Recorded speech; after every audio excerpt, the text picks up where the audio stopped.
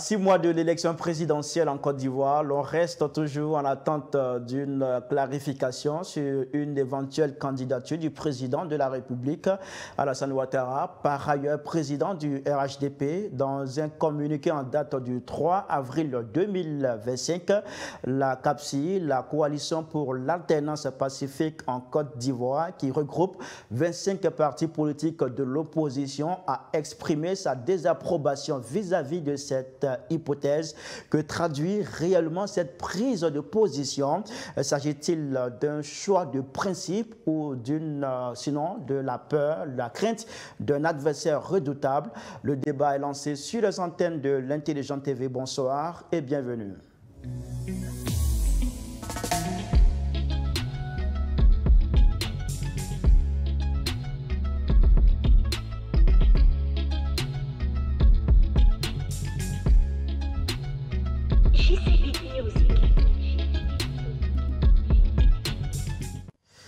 Pour débattre de ce sujet qui fait quand même partie, qui rythme l'actualité politique de notre pays, la Côte d'Ivoire, nous avons le plaisir de recevoir sur ce plateau deux hommes politiques. Il s'agit de M. Siaka Fofana, à ma droite sur ce plateau. M. Siaka, bonsoir. Bonsoir, M. Ibrahim. Merci d'avoir répondu à notre invitation. Vous êtes le président du RDP, qui est le Rassemblement pour la démocratie et la paix, un parti proche du RHDP, le parti au pouvoir. Oui. Merci d'avoir accepté notre invitation. Merci sur ce plateau, nous avons aussi la présence de M. Ibrahima Diomandé. Bonsoir. Bonsoir, M. Koné. Vous êtes le vice-président du Sursaut national Côte d'Ivoire, qui est un parti membre de la CAPCI, la coalition de l'opposition. C'est bien cela? C'est cela. Merci à tous les deux d'avoir répondu à notre invitation, d'avoir accepté de venir débattre sur ce sujet d'actualité, il faut le préciser. Alors, je voudrais qu'on puisse commencer avec vous, M. Diomandé, si vous le voulez bien, pour que nous puissions savoir un peu les raisons de cette posture de la CAPCI dont vous faites partie, dont le Sursaut national est membre. Dites-nous pourquoi s'opposer à une éventuelle candidature du président Ouattara en 2025? D'accord. Merci pour la question. Alors, on ne vomit pas hier et venir reconsommer ce qu'on a vomi hier. Ça, déjà, partant du... Ça veut dire quoi? Voilà, ça veut dire que... On ne consomme pas ce qu'on a vomi hier. Qu'est-ce que vous voulez nous faire comprendre par cette image? En politique, il faut demeurer constant. Quand on a dit hier non à quelque chose, on ne vient pas dire oui à cette chose 1 an après ou 5 ans après. Voilà. Alors, pour répondre à votre question, vous avez dit si c'était une question de principe ou la peur ou la crainte d'un adversaire redoutable. On va arriver à ce sujet. Je voulais d'abord qu'on puisse savoir les raisons fondamentales qui poussent la CAPCI à vouloir s'opposer à une éventuelle candidature du président Ouattara. Si on vous comprend, vous vous opposez à une candidature du président Ouattara en 2025 parce que vous, au niveau de la CAPCI, vous estimez que sa candidature en octobre serait illégale, serait anticonstitutionnelle, c'est ça? Tel que ça avait été en 2020. D'accord. Nous réitérons sur notre même position de 2020. 2020, nous avons estimé que M. Alassane Ouattara avait déjà fait 2 mandats et que la Constitution ne lui permettait pas d'en faire un 3e mandat. Voilà. Alors, les partisans du RHDP vous diront qu'avec le référendum de 2016, nous sommes passés à une nouvelle république et nous sommes désormais dans la 3e république. Et de ce fait, le président Ouattara a la possibilité de briguer jusqu'à 2 mandats. Il n'est au premier mandat de la 3e république. Oui. C'est ce que les partisans du RHDP vous diront. Qu'est-ce que vous en pensez? Oui. Est-ce qu'ils n'ont pas juste, ils ne disent pas vrai quand ils parlent ainsi? S'ils le disent, il leur dirait que sauf que la Constitution n'a pas écrit, que sauf si on change la Constitution pour la rendre, pour adopter une autre Constitution, en ce moment le président et toutes les autres choses dans le pays reprendront. Ça n'a pas été dit aussi. Donc nous, ce que nous voyons, ce que nous savons, c'est que l'individu qui a fait un mandat, plus un autre mandat, qui fait 2 mandats, c'est le même individu qui ne peut plus repartir pour faire un 3e mandat. Peu importe le nombre de fois que nous allons changer Parce que ça, c'est la chose la plus facile à faire, en fait. Aller changer, aller en référendum, changer la constitution pour le demeurer. Non, ça, c'est la chose la plus facile. Mais tant que c'est la même personne que nous voyons, nous pensons que cette personne est en train de violer la constitution sciemment. Alors, j'ai une question un peu personnelle pour vous. Le référendum de 2016, vous avez participé ou pas? Vous avez été dans les urnes pour voter ou pas? Oui, oui, nous avons voté. Vous avez voté oui ou non? Oui, moi j'ai voté le oui. Vous avez voté oui, pour dire que vous étiez d'accord que nous passions à une nouvelle république. Tout à fait. Vous êtes d'accord que le président Ouattara, en 2020, allait briguer son premier mandat. Alors, aujourd'hui, vous parlez un autre langage. Non, vous avez un autre langage. Je n'étais pas d'accord avec ça, parce qu'en ce moment, ça faisait polémique. Mais vous dites que vous avez voté oui. Oui, j'ai voté oui. Oui, pour changer la constitution, mais sauf que les textes de loi qui étaient mis au vote, qui étaient soumis au vote, dans ces textes-là, il n'était pas dit que, quelque part, M. Ouattara pouvait redevenir candidat. Seulement que des personnes nous ont interpellés pour dire non, si vous votez, que ça passe à un autre candidat, à une autre république, il pourrait avoir le droit de se présenter. Et qu'est-ce qu'il a dit lui-même? Il a dit que non, que ce n'était pas possible. Il y a des constitutionnalistes de ce pays qui ont dit que non, que ce n'était pas possible. Parce que nous, on n'entendait pas de voir cet immense monsieur, respectable, venir faire ce que les autres ont fait hier. Voilà. Moi, personnellement, ça a été une surprise pour moi parce que voilà, moi, je ne voyais pas le président Ouattara dans cette posture. Mais ça a été expliqué qu'il n'avait pas préparé des gens pour lui succéder. D'accord. Mais et en 2020, 2025 plutôt, on peut peut-être faire l'économie de ça. On va y arriver. Voilà, le temps de donner l'occasion à M. Fofana, qui est sur ce plateau, pour donner aussi son avis sur cette question. Alors, c'est vrai, vous n'êtes pas membre du RHDP, le parti au pouvoir, mais vous êtes à la tête d'une formation politique qui est très proche du RHDP. Et même, vous avez décidé cette année, en 2025, de soutenir le candidat qui sera désigné par le RHDP. Comment vous réagissez? Comment avez-vous accueilli cette posture de la CAPSI, cette déclaration de la CAPSI qui s'oppose à une autre candidature du président Ouattara en 2025? Nous ne pouvons pas accepter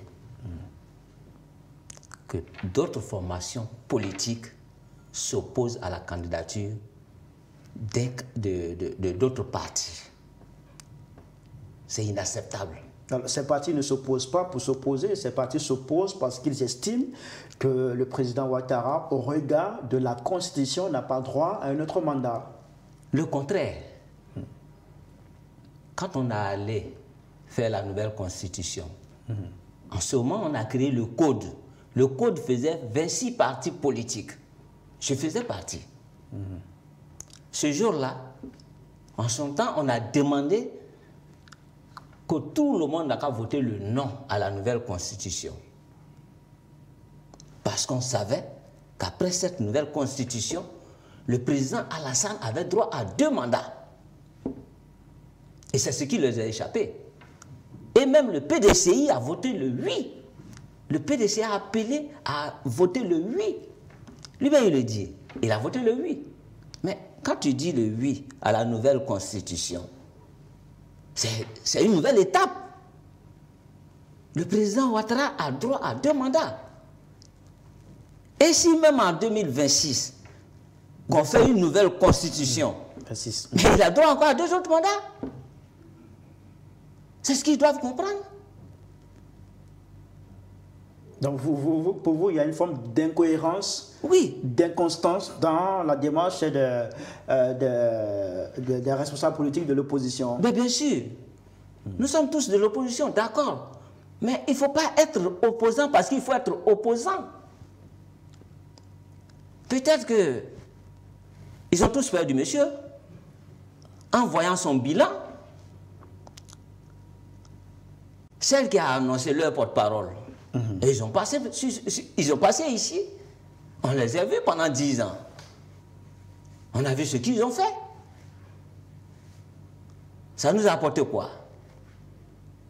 Mais c'est bilan contre bilan. D'accord. Alors, monsieur Diomandé, vous l'avez entendu, il estime que les responsables politiques de l'opposition sont incohérents. Aujourd'hui, ils disent ceci. Demain, quand ça ne les arrange pas, ils disent le contraire. Est-ce que ce n'est pas votre incohérence que vous mettez là à nu devant le peuple quand vous opposez à une candidature du président Ouattara en 2025, sachant que la majorité de ces responsables politiques de l'opposition qui disent non aujourd'hui à une candidature du président Ouattara en 2025 ont voté oui à cette constitution en 2016. Oui. Bon, vous savez, cette question de constitution, le vote d'une nouvelle constitution qui donne droit au président de la République de briguer un autre mandat, ça fait couler beaucoup d'encre en Côte d'Ivoire ici. Et je pense même que dans certains pays proches de nous qui ont usé de cette voie aussi pour maintenir le président de la République en place, c'est des pratiques que nous connaissons. C'est des pratiques que nous avons déjà vues. Mais faire de cette pratique une illégalité, c'est ce qui est à la limite un peu méchant. C'est-à-dire que c'est comme si celui qui est en face de toi, tu ne le respectes pas ou bien tu le prends pour... Aller voter une constitution, c'est vrai. Le pays peut-être change fondamentalement de constitution, ça peut changer juridiquement. Je ne suis pas juriste, je parle sur le contrôle des juristes. Mais aller jusqu'à aller reprendre à zéro le compteur de celui qui incarne le pays, mais ça c'est un passage en force. C'est ce que nous appelons le passage en force. Aussi simple. Donc en 2020, vous estimez qu'il y a eu un passage en force de la part du président de la République. Du président de la République. Voilà, il y a eu ce passage en force. Et ça, il n'est pas le premier à le faire. En Afrique, on en a déjà vu. Mais il ne faut pas qu'on nous dise que c'est ce qui est légal. Non.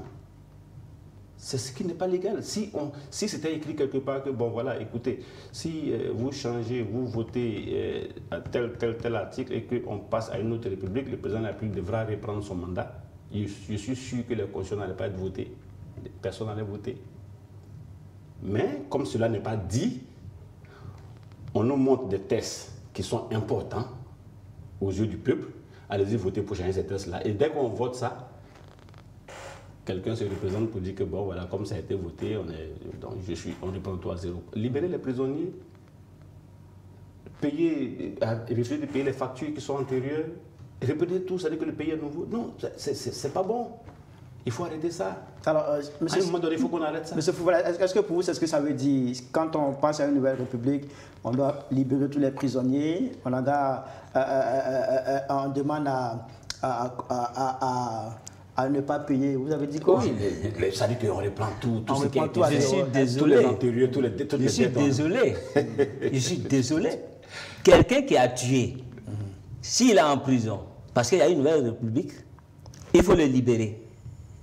Est-ce qu'il va aller réveiller celui qui est mort? Puisque le président est devenu nouveau. Non, je viens. Est-ce qu'il va aller réveiller celui qui est mort? Non.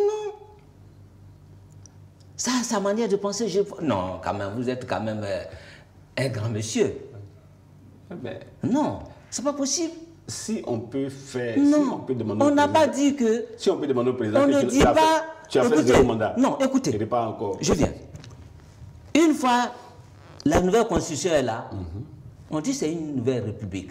Mais cela ne veut pas dire que les institutions de l'État sont ajournées. Non. Mais ça veut dire ça? Non. Puisque la première institution, c'est la présidence. Non, je viens. La première institution, c'est la présidence de la République. Afi N'Guessan vous a dit. Le président Afi N'Guessan vous a dit, il a interpellé les gens du PDCI pour vous dire que, attention, la nouvelle constitution là donne 2 mandats au président de la République. Je ne dis pas autre chose. Afi, on était ensemble au code. Et il y a même Mamadou Koulibaly qui... qui s'était opposé. Monsieur Koné. Je viens. Monsieur Aïzi, Anaki, on était tous ensemble au code. Docteur Blendo Hollandais, on était tous ensemble au code. On avait estimé ce jour-là d'aller voter le non. Vous avez dit de voter le oui. Mais c'est les conséquences. D'après d'autres, que c'est par hasard il est venu là. Donc c'est la même chose. D'accord. Alors, vous voulez réagir? Oui, j'étais en train de dire Oui. que il n'y avait pas d'enfants, il n'y avait pas de naïfs parmi ces personnalités-là à son temps qui ont dit d'aller voter le oui. Mais les gens, honnêtement, le président Alassane Ouattara est trop élégant. Il est trop élégant. Il ne pouvait pas faire ça. Mais comme ça a été fait, et ça a été expliqué, les gens qu'il pouvait présenter, qui étaient ses plus proches, ceux qui étaient, Amadou Bon a été choisi pour être le candidat, Amadou Bon étant décédé. Ouais. Moi, personnellement, j'ai pensé un peu comme Macron, qui disait que non, il n'y avait personne, donc il était obligé. Mais en 2025, ce sera un mandat de trop. Et ça, c'est moi ma pensée. Mais d'autres disent que non, puisque en 2020, il ne devait même pas être là. Donc, par question de principe, en 2025, il ne doit pas être là. Voilà, donc pour répondre à votre question. Sinon, la question de constitution, nous ne sommes pas moi, personnellement, je ne suis pas juriste.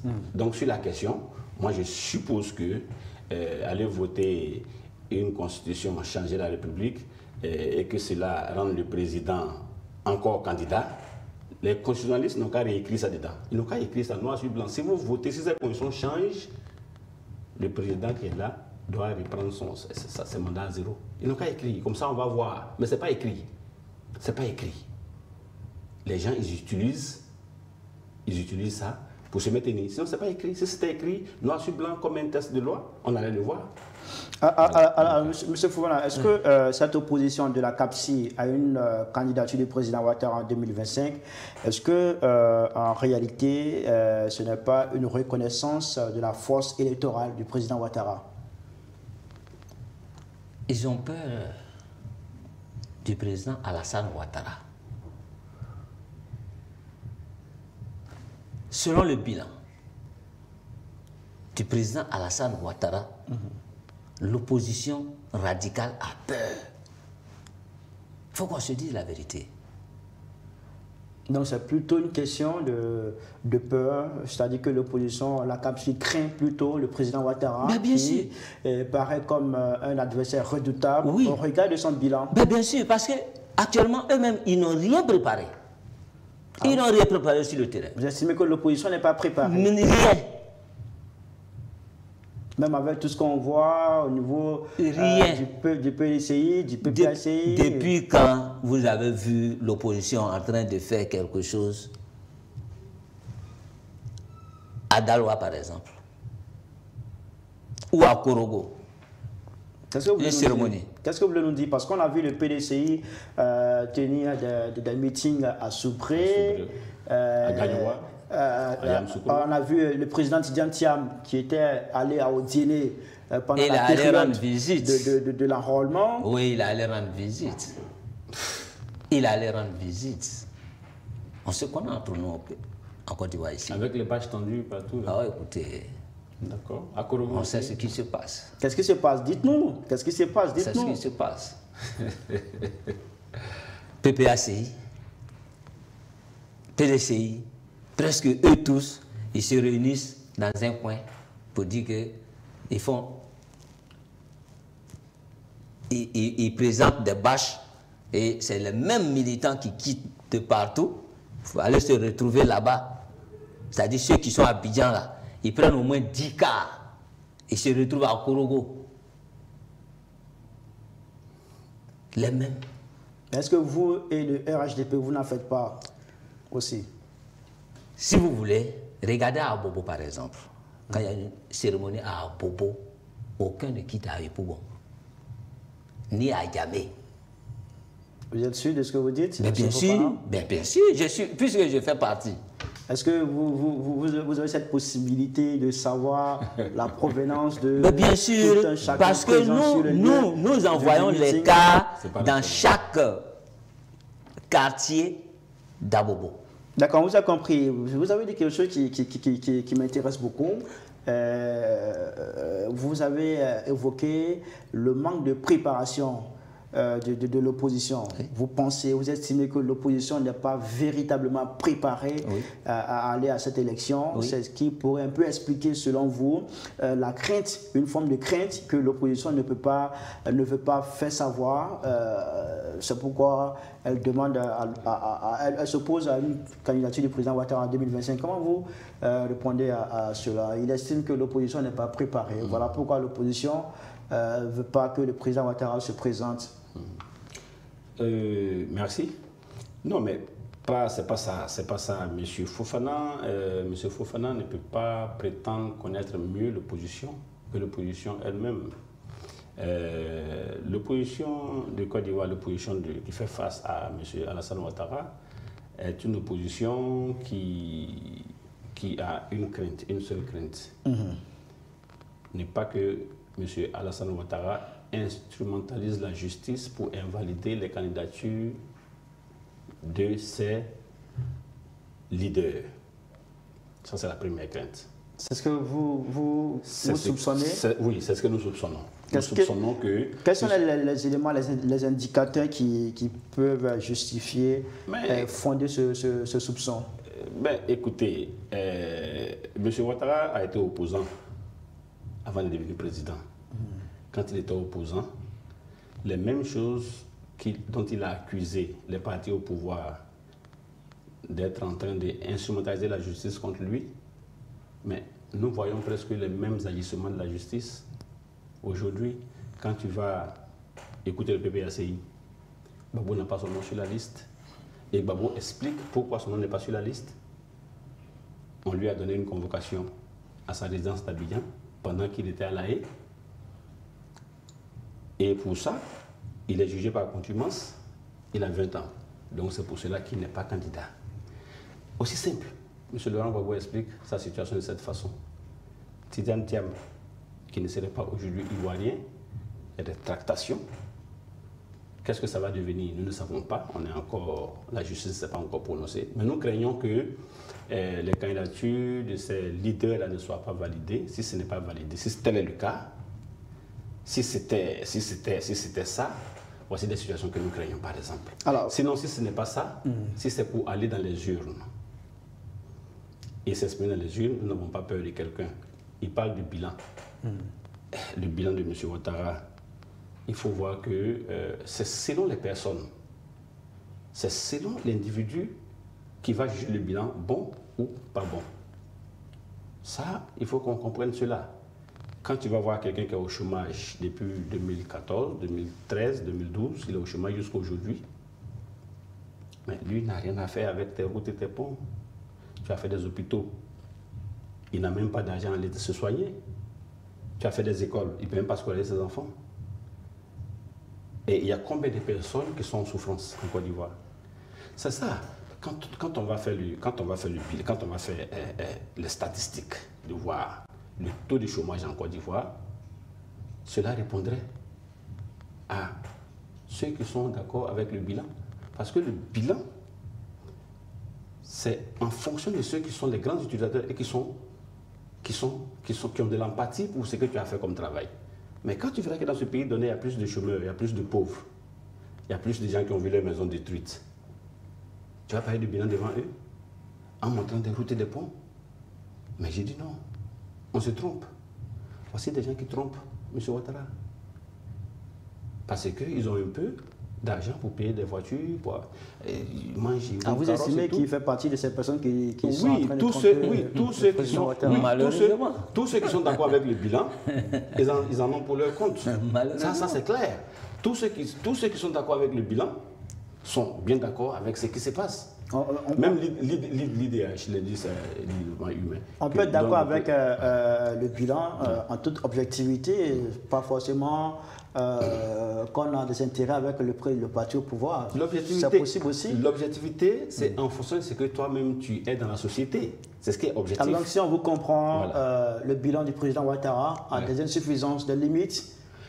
Tout à fait. J'ai dit tout à l'heure, celui qui est au chômage, qui ne sait quoi faire, qui ne sait où aller, qui n'a pas d'argent, qui est dans la pauvreté. Ça, c'est pas moi qui le dis, même les données de la Banque mondiale disent que le taux de pauvreté en Côte d'Ivoire l'inflation, voilà. Des gens qui vivent à ce niveau-là, ils te diront autre chose. Et l'emploi jeune? L'emploi jeune, oui. L'emploi jeune, si, je ne sais pas, je n'ai pas les chiffres, mais si le ministère de la Jeunesse a trouvé de l'emploi pour des jeunes aujourd'hui, et ce nombre d'emplois est fortement en inadéquation avec les diplômés, avec ceux qui sont formés, hein, ça c'est clair. Et encore, ceux qui sont formés et ceux à qui on trouve de l'emploi, je ne sais pas ce qu'il y a un emploi, il n'y a pas de structure qui répondent véritablement au nombre de personnes qu'il faut. À qui il faut donner du travail. D'accord, on vous a bien compris. Alors, M. Fofana, vous l'avez entendu, vous parlez d'un bilan satisfaisant du président Alassane Ouattara. Pour M. Diomaye, ce n'est pas totalement le cas. Il parle des personnes en chômage, il parle des personnes qui ont été déguerpies. Il a évoqué plusieurs éléments qui pourraient mettre en cause le bilan du président Ouattara que vous avez entendu. Comment vous réagissez? Mais je pense bien que soyons honnêtes envers nous-mêmes. Il vient de parler des hôpitaux, que même si les gens n'ont pas l'argent pour aller se faire soigner, mais il y a des hôpitaux qui sont créés. Il y a les collèges de proximité qui sont créés. Et même moi, dans mon village, il y en a. Nous, on partait à 41 km pour aller fréquenter. 41 km pour aller faire le collège. Aujourd'hui, dans mon village, il y a un collège. Et je crois lui-même, il doit s'estimer heureux. Parce que c'est là, tout bas, c'était un calvaire. C'est là, Makono, c'était un calvaire. Mais aujourd'hui, en 45 minutes de Ségela, vous êtes à Touba. C'est qui? C'est le président Alassane Ouattara. Aujourd'hui, les villageois, dans nos villages, disent qu'eux, ils sont plus que c'est-à-dire que nous. Pourquoi? Parce qu'il y a de l'électricité chez eux. Nous, ça a les lampes tempêtes, et même pas lampes tempêtes. Vous voyez les trucs qu'on faisait au village, là, les boîtes, là, et puis on met un fil de coton là-dedans. C'est avec ça, nous, on a étudié. Mais écoutez, voyez Abidjan, Abidjan a changé. Abidjan a changé. Le président Gbagbo, quand il est venu, il a regardé, il dit, ah, c'est mon Abidjan là qui est là. Hein? Et quand il allait à Yopougon, il a vu ce qui s'est passé. D'accord. Il évoque aussi un autre aspect. Oui. Et il dit l'opposition ne craint pas le président Alassane Ouattara. Oui. Ce n'est pas pour ça que l'opposition s'oppose, sinon la CAPSU s'oppose à sa candidature. La CAPSU s'oppose par un choix, pour un choix de principe. Oui, pour un choix de principe. Il estime que au niveau de la CAPSU, il craint plutôt l'instrumentalisation de la justice ivoirienne par le président de la République. Ben, je crois que si tu es éligible, tu seras éligible. On a refusé la candidature d'Alassane ici. Le ciel n'est pas tombé sur nos têtes. Ah si, le ciel est tombé. Non, non. On a connu lorsque le président Gbagbo était au pouvoir, on a connu la crise. Après 5 ans, il a dit qu'on ne va pas aux élections et qu'il n'aura rien. Il n'y a eu rien. Il a fait 10 ans. Il a fait 10 ans au pouvoir. Il n'y a pas eu d'élection. Maintenant qu'il y a eu les élections, le président Alassane a gagné. Il a même dit que ce n'est pas par hasard qu'il a assis là-bas. Pourquoi? Parce qu'on a refusé la candidature d'Alassane. Alors, vous dites que dans le passé, la candidature du président Alassane Ouattara a été refusée. Aujourd'hui, est-ce que le RHDP est dans cette dynamique aussi, c'est-à-dire cette dynamique de vouloir se venger? Non. Vous voyez, on a discuté de ça au dialogue depuis le temps d'Aoussou Diallo. Les prisonniers ont été libérés. Ça avec le dialogue. Le président Gbagbo est rentré. Blé Goudé est rentré. Et tout ça, c'était au dialogue qu'on allait discuter. Mais si on dit que, monsieur, vous êtes condamné, c'est la justice. C'est la justice qui fait son travail. C'est la même justice aussi qui était là. Depuis fort longtemps, c'est la même justice-là qui est là. On n'a pas changé de justice. Mais les hommes ont changé par contre. Oui, mais ça dépend, c'est l'évolution. C'est l'évolution. On dit que tu es condamné. Tu n'as pas ton nom sur la liste. Mais saisis la justice. Prouve ton innocence. Mais le pouvoir aussi a cette possibilité de... Il n'y a plus d'appel. Quand on est allé au dialogue, on a demandé la grâce présidentielle pour le président Gbagbo et pour Blé Goudé. Pourquoi vous n'avez pas demandé l'amnistie? L'amnistie, les partis politiques que nous sommes, nous ne pouvons pas demander l'amnistie. L'amnistie, c'est le président lui-même qui décide d'amnistier quelqu'un. La grâce, vous ne l'avez pas décidé et vous l'avez proposé. On l'a proposé. Le président a validé. Certains ont proposé. Est-ce que vous n'aviez pas à cette occasion aussi la possibilité de proposer une amnistie pour des personnalités? EDS a demandé l'amnistie. J'ai dit bien EDS a demandé l'amnistie. Et ce jour-là, c'était Georges Amand Woyé qui a demandé l'amnistie. Beaucoup de partis politiques ont dit non, on ne peut pas l'amnistier. Pourquoi? Parce que tout ce qui s'est passé en Côte d'Ivoire. Vous le prenez responsable pour ça? Mais bien sûr. D'accord, on vous a bien compris. Alors, M. Diomaye, on vient à vous. Vous avez laissé entendre tout à l'heure que la CAPSI n'a pas peur, ne craint pas le président Alassane Ouattara. Pour vous, ce n'est pas un adversaire redoutable. Tout à fait. Dites-nous, est-ce que la CAPSI dispose à aujourd'hui un candidat capable de battre le président Alassane Ouattara au cas où il est candidat dans les urnes? Oh, oui, je pense que nous savons que la CAPSI peut présenter un candidat qui va battre M. Alassane Ouattara. Et même au premier tour. C'est qui? Quel est le candidat capable au sein de la CAPSI de réaliser cet exploit, de battre le président Alassane Ouattara dès le premier tour? La CAPSI, nous avons comme coordonnateur général le président Tidjane Thiam, président du PDCI RDA, en qui nous avons mis toute notre confiance et nous allons mettre toute notre force pour le soutenir. Nous savons que si Tidjane Thiam est candidat, nous battons le RHDP, le candidat du RHDP au premier tour des élections du Côte d'Ivoire. Vous basez sur quoi pour dire quels sont les atouts de Tidjane Thiam? Qu'est-ce qu'il a? Qu'est-ce qui pourrait faire la différence dans les urnes face au président Ouattara au cas où il est candidat et que sa candidature est validée? Vous savez, le pouvoir, ça use son utilisateur. Celui qui est président en Côte d'Ivoire aujourd'hui, c'est un grand homme, il faut le reconnaître. Il a fait des choix stratégiques pour sa gouvernance. Il a misé sur les infrastructures. Ça, c'est à saluer. Mais moi, à mon sens, il devrait mixer un peu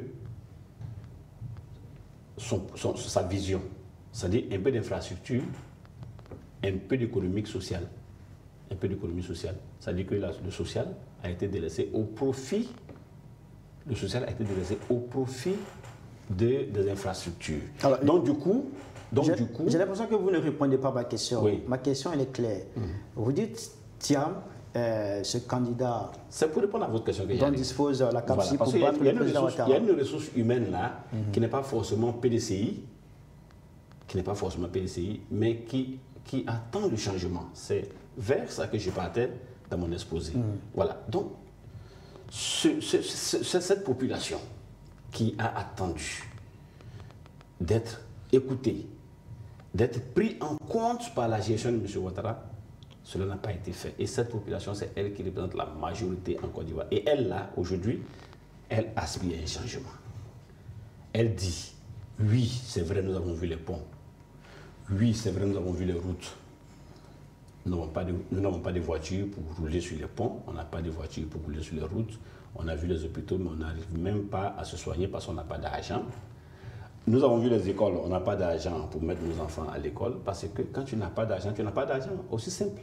Alors, cette population-là, elle veut maintenant un président qui va venir, qui va être un peu regardant sur eux. Et l'école gratuite. Qui va être regardant. Et l'assurance maladie. Oui, attends.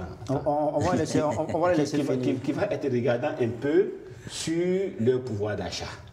C'est ça. Si vous voyez aujourd'hui tous les fonctionnaires qui se mettent en grève, c'est parce qu'effectivement, quand tu payes un fonctionnaire à 350, à n'importe quoi, 500 000 francs par mois, et que par derrière, les choses, les prix des denrées ont flambé, mais c'est comme s'il n'y avait rien. Moi, je préfère encore une économie où le marché est moins cher et que les salaires sont bas. Mais quand tu mets les salaires haut et le marché haut, vous voyez qu'il y a quelque chose qui ne va pas. Alors, M. Fofana, oui. Vous l'avez entendu, hein? Oui. Tidjane Thiam, l'homme dont dispose la CAPSI pour capable de battre le président Alassane Ouattara. Il dit même dès le premier tour aux urnes. Oui.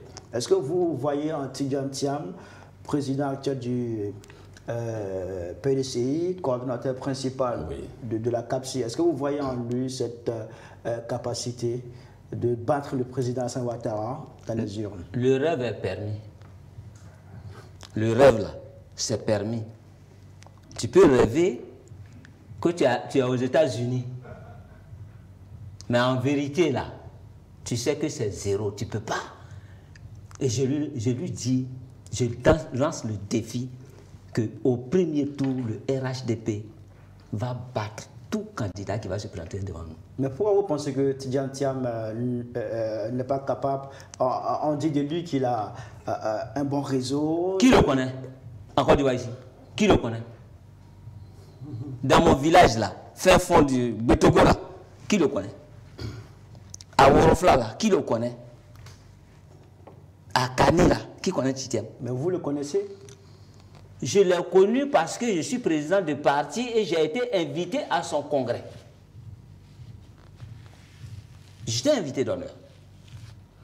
Et je suis parti. Il a de mon devoir.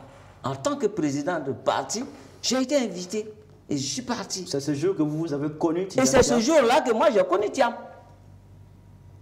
Sinon je ne le connaissais pas. Je ne le connaissais pas. Il allait faire combien d'années hors du pays? Donc pour vous, Tidjane Thiam étant Il ne doit même pas être candidat même. Pourquoi vous pensez qu'il ne doit pas être candidat? Mais écoutez, il faut résider en Côte d'Ivoire pendant 5 ans. Il est arrivé quand? Bien, au moins je comprends. Parce que Bion est avec nous ici matin, midi, soir. Mais lui, Tidjane, c'est quand il est venu? C'est pas avant-hier? On dit 5 ans. Il faut être résident en Côte d'Ivoire. C'est ce que la Constitution dit. Ça est là, le code électoral, ça est là. Voici ça.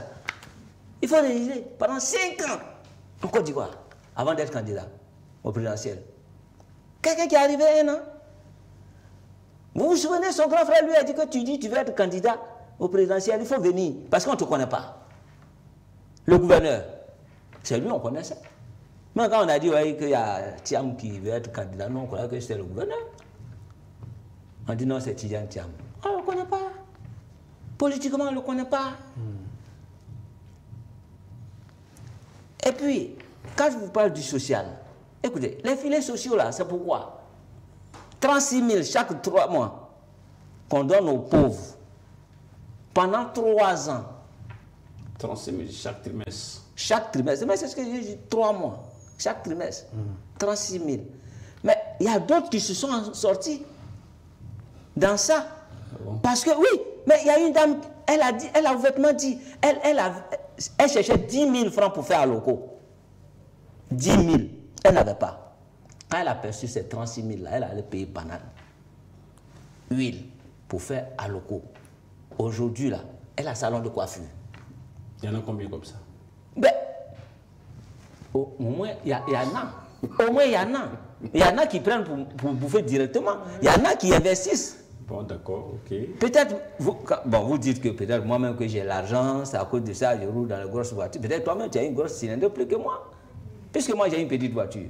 D'accord. Une 307. C'est bien noté. Alors, monsieur Dumandé, monsieur Fofana a évoqué quelque chose concernant Tidiane Thiam.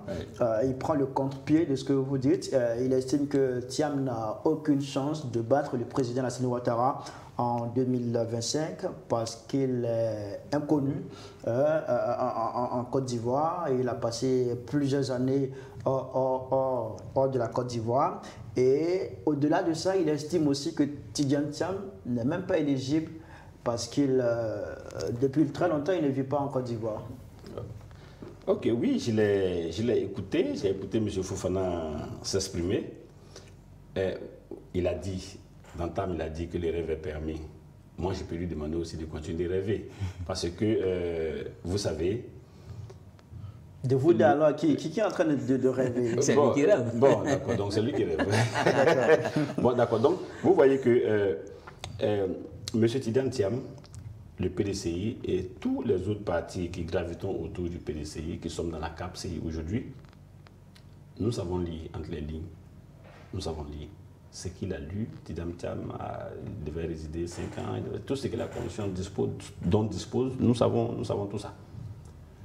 Alors, vous mais pensez le problème, que Tidiane Thiam remplit toutes ces conditions d'éligibilité? Oui, Tidiane Thiam remplit les conditions. Il remplit les conditions, sauf si, comme j'ai dit au départ, sauf si on veut instrumentaliser la justice pour rendre la chose autrement.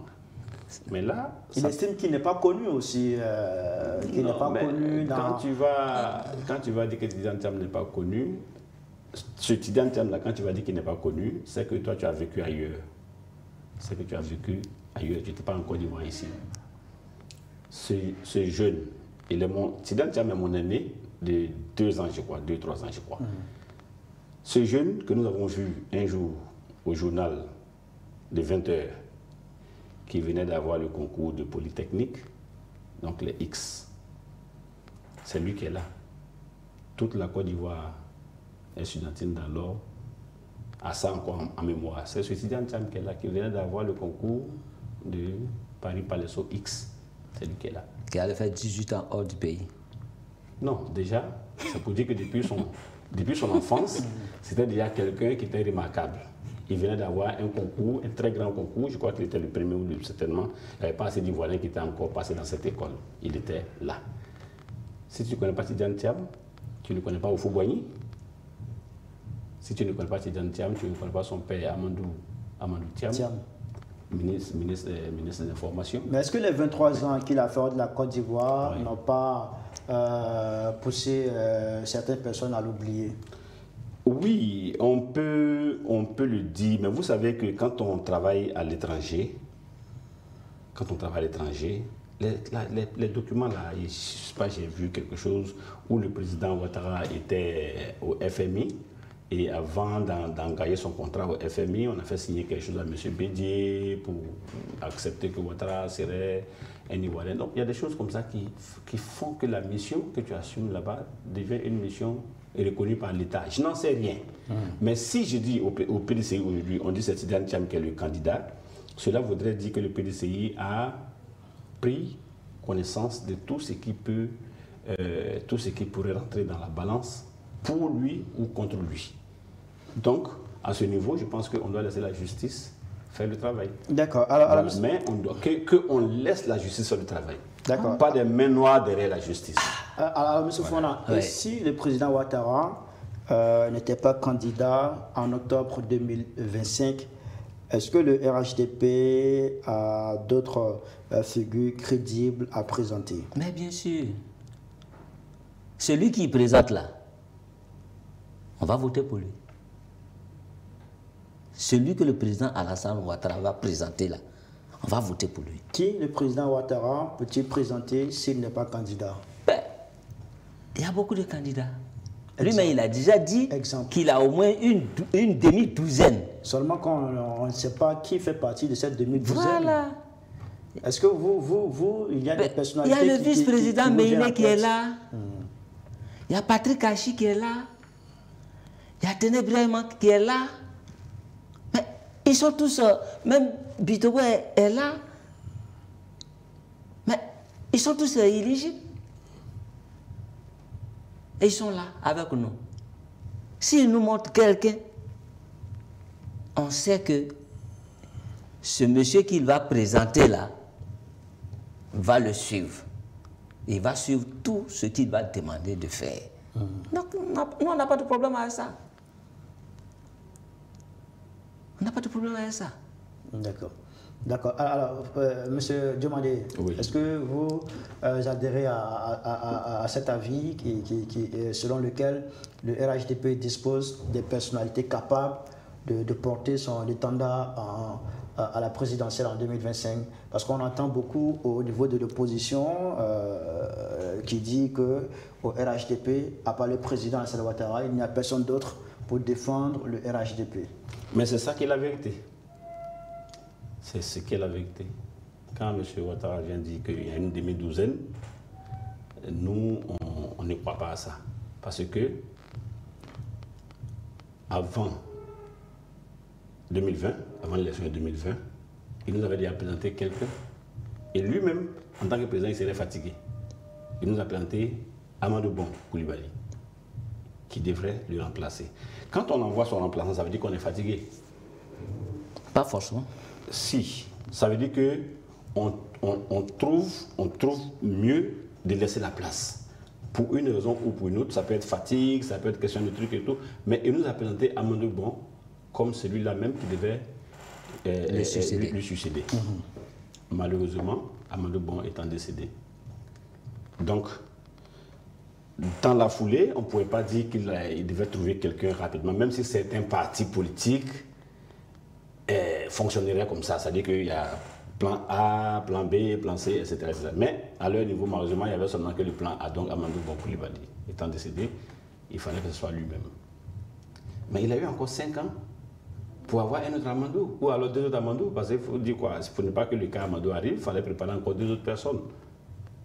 Donc, si en tout cas, puisque le RHDP n'a pas encore décidé de nous montrer leur candidat, si c'est Alassane Ouattara qui est le candidat du RHDP, ça voudrait dire que ce que M. Fofana dit n'est pas vrai. Ça veut dire qu'ils n'ont personne. Ce n'est que Ouattara qui est le seul, qui ne peut qu'être le seul dans ce parti-là. Voilà.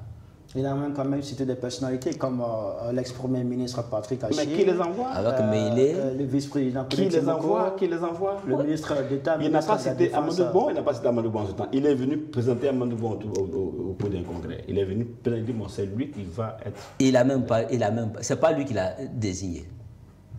C'est pas lui qui l'a désigné. Non, non, je ne dis pas que c'est lui qui l'a désigné, mais... C'est pas lui aussi qui l'a proposé.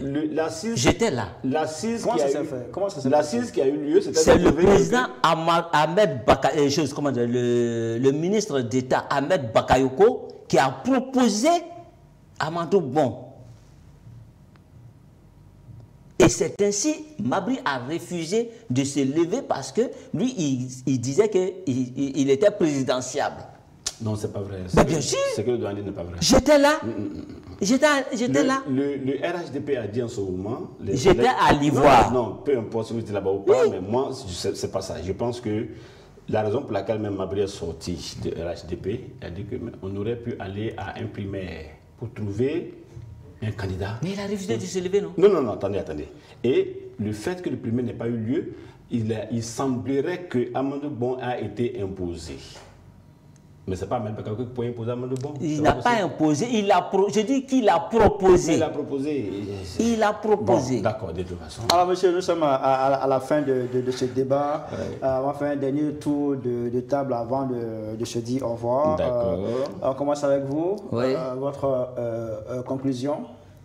Je dis que ces partis politiques qui se disent partis politiques, parce qu'il y en a qui n'ont pas de section. Moi, j'ai 885 secrétaires de section.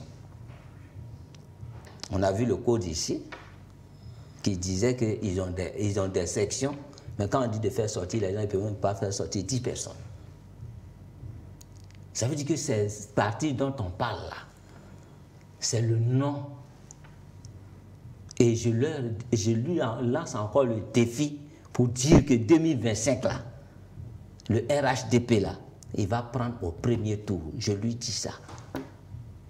Après, Le 25 octobre soir, je vais l'appeler pour lui dire, mon ami, je suis là. Voilà. D'accord, c'est votre conclusion. Merci beaucoup. Monsieur Djimandé. D'accord. Ouais, pour conclure, ce débat qui a été quand même assez intéressant et passionnant, ça a été un plaisir pour moi de rencontrer le grand frère Fofana. Quand je vois, il pense que c'est mon doyen d'âge quand même. Oui, il parle de petits partis politiques et en même temps, lui il parle de 800 et quelques sections. Non, on n'est plus dans les centaines de sections. Non, on parle en termes de milliers de sections maintenant en Côte d'Ivoire. Le sujet national, qui vient de naître il n'y a même pas encore 10 ans. Donc vous êtes plus grand que... Ah, mais s'il lui parle de 800 sections, c'est trop faible. Bon, moi, et c'est des partis comme ça, comme le sujet national, quand on est autour de la CAPSI, les gens ne savent pas qu'est-ce qu'on vaut réellement. Le sujet national, on est autour de... On est plus de milliers de sections. Ouais, c'est nous qui allons demander de voter un candidat d'opposition contre M. Ouattara. Et c'est intéressant parce que eux, ils négligent tout. Non, Ouattara va passer au premier tour. Non, on ne dit pas ça. Nous, on respecte tout le monde. Mais nous, on pense que... Mais nous, on pense que... Tu as dit, tiens, on va passer au premier tour. Non, oui. Non, mais sans négliger...